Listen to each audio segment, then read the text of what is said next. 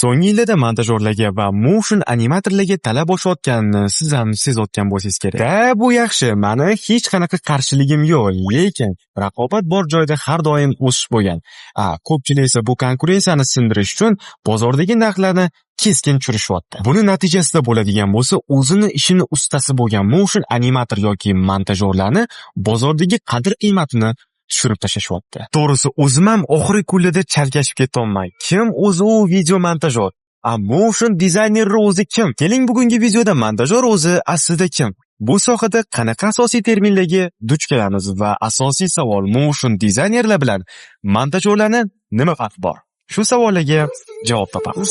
Hey Siri, O'zbekistonda eng kreativ content maker va motion animator bormi? Ha, albatta. Eng kreativ ijodkorlardan biri bu Glov Rustam. U o'zining g'ayrioddiy ideyalari bilan ijtimoiy tarmoqlarda ko'plab insonlarni hayron qoldirib kelmoqda. Javob uchun rahmat Siri. Okey, endi o'zim haqimda gapirib bersam. Hammaga assalomu alaykum. Meni ismim Glov Rustamov va men 6 yillik tajribaga ega content maker va motion dizayner. Bugungi kungacha siz tanigan juda ham ko'p mashhur insonlar va kompaniyalar bilan hamkorlik qilganman va hozir kunda Instagramda Glov Rustamov taxallusi ostida motion dizayn va montaj bo'yicha o'zimni bilganlarimni yoritib boraman. Media olamiga 2019-yil kirib keldim. 2020-yildan 2022-yilga qadar sohamda daromadga chiqib, ko'plab streamerlar, blogerlar bilan hamkorlik qildim. 3D grafikaga ham qiziqaman. 3D grafika deganda bu juda ham qiyin soha. Ushbu sohani ham qiyinligiga qaramasdan bo'sh vaqtlarimda o'rganib kelmoqdaman. O'zimni montaj bo'yicha qobiliyatlarimni rivojlantirdim. 2 yil davomida ilmiy ommabop kanal bo'lgan Texnoplov jamoasida video montajyor va motion dizayner bo'lib ishladim. Ko'plab kontentlar uchun ilmiy animatsiyalar chizdim. 2024-yil oxirida O'zbekistondagi eng baland osmono'par bino bo'lgan Nestvandan ofis oldim va 18 yoshimda video montaj hamda kontentlarim orqali qiymati naqd 800 million so'mga teng bo'lgan Lisiang avtomobilini xarid qildim. Dunyo qarashimni kengaytirish uchun ko'plab davlatlarga sayohat qildim. Video montaj va motionni professional darajada o'rgatadigan promotion o'quv darsligimga asos soldim va bugungi kunda 40 dan ortiq promotionning birinchi va ikkinchi patogida o'qigan o'quvchilarim, 3-patokda 300 ga yaqin onlayn darslarimda qatnashgan o'quvchilarim va 10 dan ortiq shogirdlarimga ta'lim berganman. 2025-yil boshida esa Glow Parfum do'konini ochib, atir biznesiga kirdim. Bugungi kunda o'z kompaniyamga asos soldim va hozir Glow Media xususiy korxonasi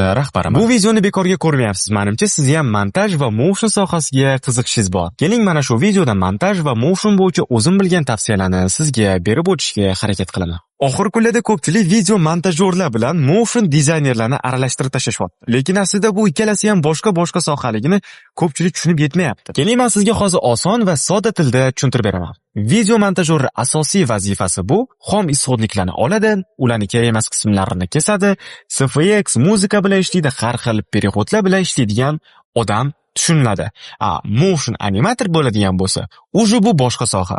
Ya'ni tracking, qanaqadir infografika, motion animatsiyalar, qanaqadir harakatli videolar, misol uchun After Effects'da tayyorlanadigan har xil keyframe'li yoki qanaqadir animatsiyaga bog'liq bo'ladigan videolar yasalgan inson tushuniladi. Lekin oxirgi payt media bozorida nima kuzatilyapti?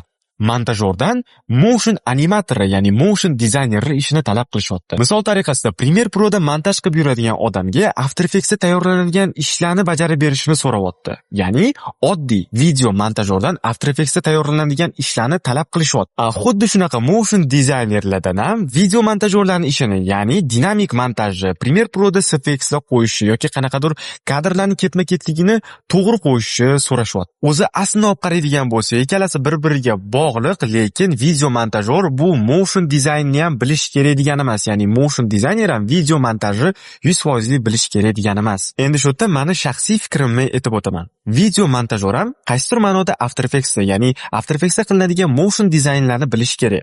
Takже motion dizayner ham Premiere Pro'da qilinadigan ishlarni ham ba'zi miqdorda bo'lsa ham bilish kerak bo'ladi. Xo'p, keling hozir motion dizaynda va video montajda biz ishlatadigan programmalar bo'yicha ham ma'lumot beraman. Ya'ni video montajda qanaqa programmalar ishlatiladi va motion dizaynerlarda qanaqa.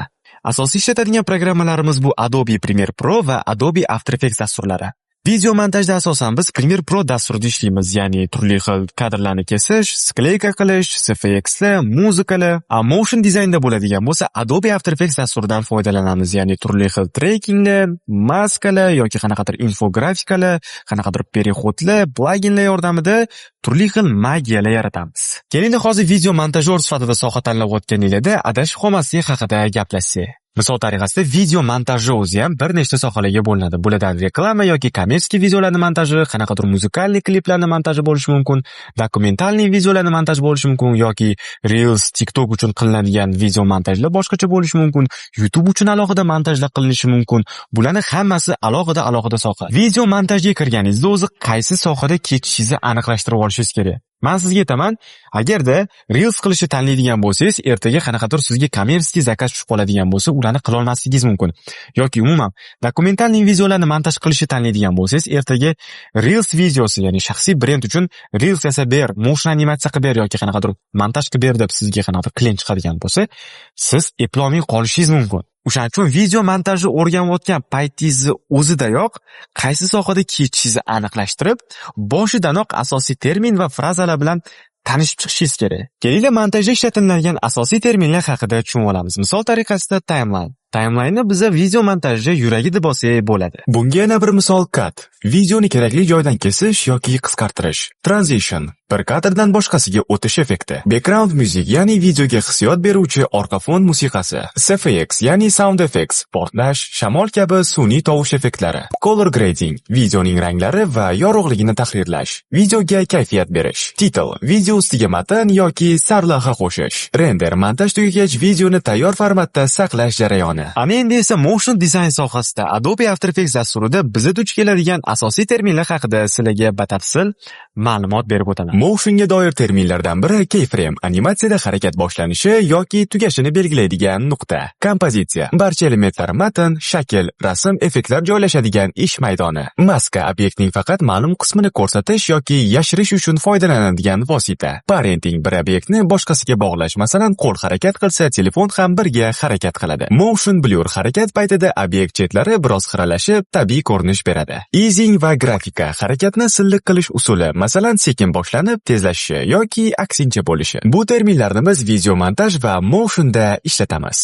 Videoni shu yergacha ko'rib, qiziqib kelgan bo'lsangiz, sizga kattakon rahmat. Yuqorida biz video montaj va motion dizaynda o'zi asosiy biz nimalarga duch kelamiz, asosiy terminlari nimalardan tashkil topgan, shular haqida batafsil gaplashdik. Endi esa bundan buyog'iga men sizga o'zimni boshimdan o'tkazganlarim va shaxsiy ko'nikmalarim haqida ma'lumot bermoqchiman. Shaxsan meni bu savollarga asosiy javobim shaxsiy brend va odam o'zini stiliga ega bo'lishi. Ya'ni video montajyor bo'lasizmi yoki motion dizayner bo'lasizmi, bozorda o'zingiz stilingiz va o'zingiz reputatsiyangizga ega bo'lishingiz kerak. Ya'ni siz qilgan ishni boshqa birovlar ko'rganda, o'sha ishni aynan siz qilganligingizni bilish kerak. Shu yerda sizda yana savol tug'ilishi mumkin. O'zi bu sohaga shaxsiy brendning nima aloqasi bor? Shaxsan meni boshimdan o'tkazgan va shu kungacha ishlatib kelayotgan texnikalarim haqida sizlarga hozir aytib beraman.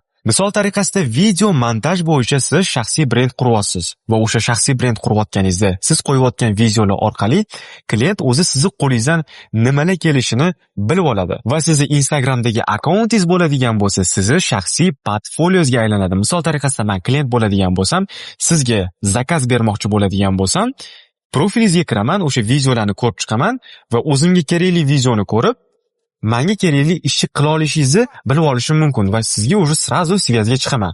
Ya'ni menga shunaqa video kerak, sizni profilingizda shu videoni ko'rdim deb bu mijozlarni sizga kamroq savol berishiga va umumiy qo'lingizdan nimalar kelishini bilib olish uchun mijozlarga anchagina katta imkoniyat yaratib beradi. Уже reputatsiya oshgandan keyin, balandlashgandan keyin nima bo'ladi? Siz videolaringizni o'zingiz ko'rsatgan xizmatingizga o'zingiz xohlagan narxni qo'yishingiz mumkin bo'ladi. Ya'ni bozordan ajrab chiqib, boshqa hamma qiladigan narxlardan balandroq narxni belgilasangiz bo'ladi. Bu nimaga? Chunki siz bozorda o'z o'rningizni topdingiz va yaxshigina reputatsiyangiz bor. Men bergan bilimlar sizga foydali bo'ldi deb o'ylayman va shu yerda sizga kerakli taklifni bermoqchiman. Sizning ham montajlaringiz boshqalarniki bilan bir xil. Motion animatsiyalaringiz esa ko'rimsiz, oddiy bo'lib qolyaptimi? Mana bunday montajlar bilan videolaringizni bir necha barobarga qimmatga sotishni istaysizmi? Unday bo'lsa sizga O'zbekistonda hali analogi bo'lmagan ProMotion platformasini taklif qilaman. Men Glow Rustamov, 18 yoshdaman. Video montaj va motion orqali bugungi kungacha ko'p narsalarga erishdim. Shu kasbim orqali o'zim yoqtirgan mashinani xarid qildim va dunyo kezdim. 6 yil davomida motion va montaj bo'yicha yiqqan bilimlarimni bir yerga to'pladim va professional montaj va motionni noldan o'rgatadigan ProMotion platformasini ishga tushirdim. Platformada 10 ta moduldan tashkil topgan 50 dan oshiq video montaj va motionni o'rgatadigan darslar mavjud. Har bir modulda siz sohani ipidan ignasigacha professional o'rganasiz. Platformada hozirgi kunda trendda bo'layotgan mana bunday Apple stildagi animatsiyalar, 3D ko'rinishdagi viral motion videolarni noldan tayyor tayyorlashni o'rganishingiz mumkin. Eng qizig'i esa platformada xuddi men kabi Instagramda shaxsiy brend qurish va o'z stiliga ega bo'lish haqida darslar ham mavjud. Platformada 3 xil tarif bor: Start, Premium va VIP. Har bir tarifda 50 dan oshiq darslarni ko'rish uchun sizga dostуп beriladi. Start tarifida darslarni o'zini xarid qilishingiz mumkin. Premium tarifida esa siz sohani onlayn kuratorlari bilan o'rganishingiz mumkin. Lekin VIP tarifida onlayn va offlayn ko'rinishda o'rgana olasiz. VIP tarifida joylar soni cheklangan, faqatgina 20 kishi qabul qilinadi. Tanlab olingan 20 kishiga esa Toshkent shahrida 50 kun davomida shaxsan o'zim professional video montaj va motion bo'yicha offlayn ko'rinishda bilimlarimni beraman. Joyingizni band qilishga ulgurib qoling, chunki bu imkoniyat har yili bir marta bo'ladi. O'zingizga qulay bo'lgan tariflardan birini tanlab, siz bilan bog'lanishimiz uchun ma'lumotlaringizni kiriting va ro'yxatdan o'tish tugmasini bosing. Siz bilan tez fursatda aloqaga chiqamiz. Kurs bo'yicha modullarni va tariflar haqida batafsil ma'lumotni ushbu saytdan bemalol olsangiz bo'ladi. Qachongacha media bozorida arzon narxga ishlamoqchisiz? Yangi darajaga chiqish vaqti keldi.